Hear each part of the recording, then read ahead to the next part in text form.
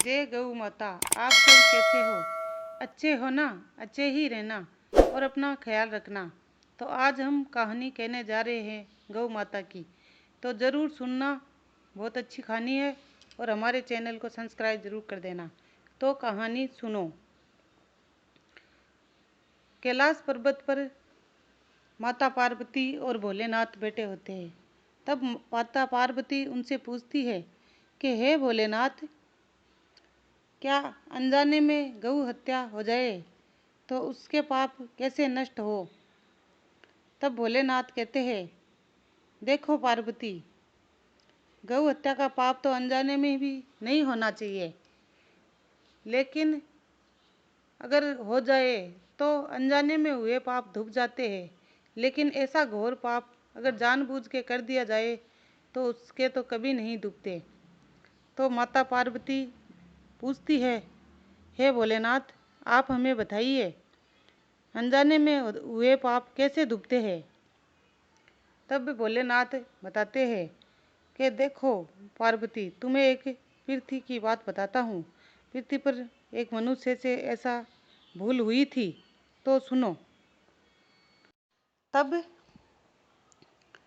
वो कहते हैं, एक ऋषि थे और बहुत बड़े ज्ञानी थे। उनका बहुत बड़ा बाग बगीचा था। उसमें बहुत सारी सब्जियां, केरी और फूल पौधे बाए हुए थे और उनके बहुत सारे चेले थे। तब वो ऋषि मुनि बड़े ही ज्ञानी थे और बड़े यज्ञ कर रहे थे। तभी वहाँ बगीचे में एक गाय आती है और उनके चेले भगा के आते हैं। फिर गाय आती है, फिर भगा के आते हैं।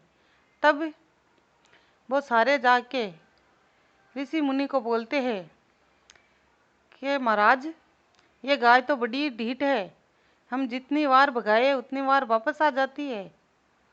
तब ऋषि बोलते हैं कि ऐसे आएगी तो हमारे सारे पौधे नष्ट हो जाएंगे, चलो। तब वो आते हैं, यज्ञ कर रहे होते हैं, यज्ञ से उठ के आते हैं और आके जब वो गाय केरी का पौधा खा रही होती है, तभी उसे बोलते हैं कि जाओ यहाँ से, कितनी बार बोल दिया है तेरे को, तू क्यों नहीं जा रही है?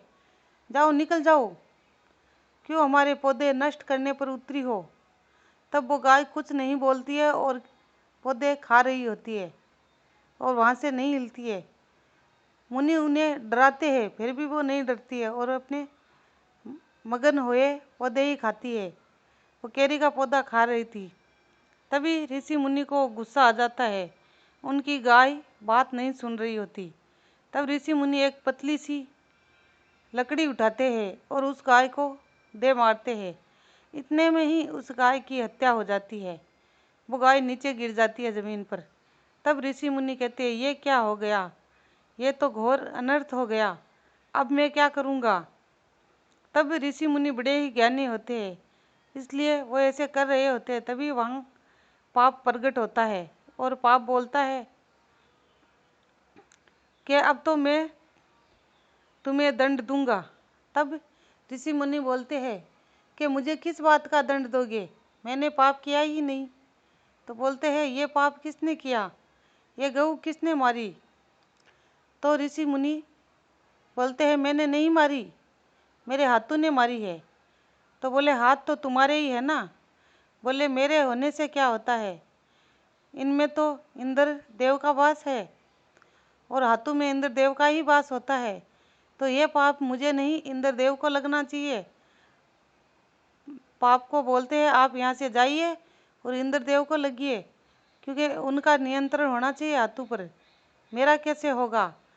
मैंने नहीं मारी, इंद्र देव ने मारी है, उन्हें लगना चाहिए ये पाप। तब पाप वहाँ से जाता है स्वर्ग लोग और वहाँ स्वर्ग लोग में इंद्र देव के आगे खड़ा हो जाता है। तब इंद्र देव उस पाप को देखते हैं, देखते ही नमस्कार करते हैं और बोलते हैं, आज पाप तुम यहाँ कैसे? तब पाप बोलता है, मैं आपको दंडित करने आया हूँ। तब इंद्रदेव बोलते हैं, तुम्हारा इतना दुस्साहस, तो मुझे दंडित करोगे और मैंने कुछ किया भी नहीं है फिर भी। तो पाप बोलता है, नहीं, आपने ही गौ हत्या की है, उसका दंड आप अवश्य भुगतेंगे। तब इंद्रदेव को और गुस्सा आ जाता है, मैं यहाँ बैठा हूँ और पृथ्वी पर गौ हत्या हुई है, तो मैंने कैसे की गौ हत्या, मैं तुम्हें छोड़ूंगा नहीं। इंद्रदेव को बड़ा ही गुस्सा आता है। तभी वहाँ गुरु भगवान प्रकट होते हैं, विष्णु भगवान नहीं, गुरु भगवान बृहस्पति भगवान प्रकट होते हैं और वो बोलते हैं, इंद्रदेव आप शांत हो जाइए, मैं बताता हूँ पूरी बात क्या हुई है। तब वो उस साधु की और पाप की बात कह सुनाते हैं। तब बड़ा ही घोर संकट हो जाता है। तो पाप कहता है, अब मैं किसको दंड दूं? अगर मैंने दंड नहीं दिया तो मुझे दंड मिलेगा, क्योंकि मेरा तो ये काम है दंड देने का। अगर मैंने किसी को छोड़ दिया तो मुझे दंड मिलेगा। तो मुझे तो या तो इंद्रदेव को सजा देनी होगी या नीचे बैठा ऋषि मुनि उसको। तब बृहस्पति देव उसे बोलते हैं, देखो तुम यहाँ स्वर्गलोक में तो कोई तुम्हारा फैसला करने वाला है नहीं, तुम धरती पर ही जाओ, वहाँ भी तुम्हारा फैसला हो जाए। अगर कोई कर दे तो तुम सबके सामने फिरो और सबको देखो कौन कैसा इंसान है, और फिर उससे बात करो। तब पाप कई जगह भटकता है और फिरता है, लेकिन उसे कोई अच्छा इंसान नहीं मिलता। लेकिन एक मुनि मिल जाते हैं, दूसरे मुनि होते हैं जिनका नाम राम होता है, वो मिलते हैं।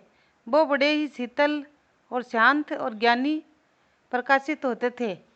तब पाप उनके पास गया और प्रकट हुआ और हाथ जोड़ के बोला, हे ऋषि मुनि राम, आप मेरी प्रार्थना सुनिए और मेरा निवारण करिए।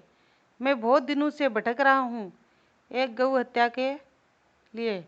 एक गौ हत्या हो गई थी, उसके बारे में मैं अभी तक किसी को दंडित नहीं कर पाया, तो आप ही मेरा फैसला करिए।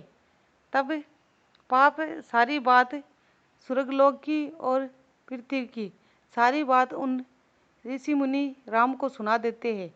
वो सारी बात सुनने के बाद में बोलते हैं, इंद्रदेव ने तो गौ हत्या नहीं की, गौ हत्या तो ऋषि मुनि से ही हुई है। लेकिन ये बात भी सत्य है कि ऋषि मुनि ने भी हत्या नहीं की, उनके हाथों ने की है, और हाथों में इंद्रदेव का प्रवेश होता है। तब पाप बोलता है, हे मुनि, आपने तो मुझे धर्म संकट में डाल दिया, अब मैं क्या करूं? इसका निवारण आप ही करिए। मैं बहुत जगह भटक के आ गया हूं, लेकिन मुझे कहीं निवारण नहीं मिला। अगर आपने ये निवारण नहीं किया तो मुझे दंडित किया जाएगा, क्योंकि मेरा ये काम है पापियों को दंड देना। तो आप बताइए। तब वो जो राम नाम का ऋषि मुनि होता है, वो एकदम जवान और हट्टा कट्टा होता है, लेकिन वो बूढ़े ब्राह्मण का वेश धारण करके उस बाग बगीचे में जाता है और वो फूल तोड़ने लगता है। तभी वहाँ वो ऋषि आते हैं, बोलते हैं, ये क्या कर रहे हो तुम, फूल क्यों तोड़ रहे हो? तो वो बोलता है, बड़े ही सुंदर फूल है, इतने सुंदर फूल कहाँ से आए? तब वो बोलता है, फूल तो सुंदर है और तोड़ भी लेना, लेकिन इससे कम से कम पूछ तो लो जिसका बाग है उससे। तो वो बोलता है, बाग किसका है ऋषि मुनि? तो ऋषि मुनि बोलते हैं, मेरा है। तो बोलते हैं, ये फूल तो आपके नहीं है। बोले, अगर बाग मेरा है तो फूल किसके है? मेरे है, मैंने इन्हीं हाथों से उगाए हैं। तब वो राम बोलता है कि ये केरियां तो आपकी नहीं है। बोले, नहीं, ये केरियां भी मेरी है, मैंने इन्हीं हाथों से लगाई है। बोलता है, ये पेड़ जो आम का है। अरे कैसी बात कर रहे हो, क्या मूर्ख हो क्या? जब बाग मेरा है, सारे पेड़ मैंने अपने हाथों से लगाए, तो मेरे ही हो गए ना। तभी वो अपने असली रूप में आता है और बोलता है, अगर ये फूल और ये बगीचा और इसमें लगाए हुए पेड़ और जो छोटे छोटे पौधे लगाए हैं उनके ऊपर फूल आ गए, वो फूल आपके हुए, आपने हाथों से लगाए थे, तब वो गौ हत्या का पाप आपका क्यों नहीं हुआ? वो भी आपका ही हुआ ना। उसके लिए इंद्रदेव को दोषी क्यों ठहराना? तब वहाँ पाप प्रकट होता है और वो फैसला हो जाता है, क्योंकि सारे हाथों से करे हुए काम वो अपने बताता है गौ हत्या के अलावा। तब वो हाथ जोड़ता है, बोलता है, इंद्रदेव भी उनके साथ प्रकट होते हैं। वो बोलता है, हाँ मुझसे बहुत बड़ा पाप हुआ है, अब मैं क्या करूं? आप जो आज्ञा दोगे वही करूंगा, इस पाप का निवारण करिए। लेकिन मैंने जानबूझ के नहीं किया था, मैंने धीरे से ही मारी थी, पता नहीं उसके कैसे जोर सी लग गई और वो गाय मर गई। तो हे भगवान आप मुझे माफ़ करिए, हे इंद्रदेव माफ़ करिए, लेकिन मुझे दंड से निवारण करिए। तभी इंद्रदेव बोलते हैं, तुमने अपनी गुनाह कबूल कर लिया, इसलिए तुम्हारा आधा पाप तो नष्ट हो गया, लेकिन आधे पाप तो तुम्हें भोगना ही पड़ेगा। तब उसके पाप होता है, वो हाथों में कोड कर देता है और बोलता है, देखो मुझे दंड देना ही पड़ेगा, लेकिन इस कोड से तुम मुक्ति तब पाओगे तब गंगा जी, यमुना जी और सारी नदियों में स्नान करके आओगे, सारे तीर्थ धाम करके आओगे, तभी ये तुम्हारी कोड झड़ेगी, नहीं तो तुम कोड ढीती रहोगे। तब ऋषि मुनि उनकी आज्ञा मान के सारे तीर्थ करते हैं, तब जाके वो पाप हटता है। तब भोलेनाथ ये सारी बात पार्वती को बताते हैं। तब पार्वती माता कहती है, हे भगवान ऐसा घोर पाप तो किसी को नहीं करना चाहिए। अनजाने में हुई गौ हत्या से भी अगर कौड़ी हो सकता है तो जानबूझ के करने से क्या होगा इंसान का। इसलिए सबको यही संदेश है कि जानबूझ के तो ऐसा पाप करना ही मत। आपको हमारी कहानी अच्छी लगी तो चैनल को लाइक, सब्सक्राइब, कमेंट ज़रूर करना। जय गौ माता ज़रूर लिखना।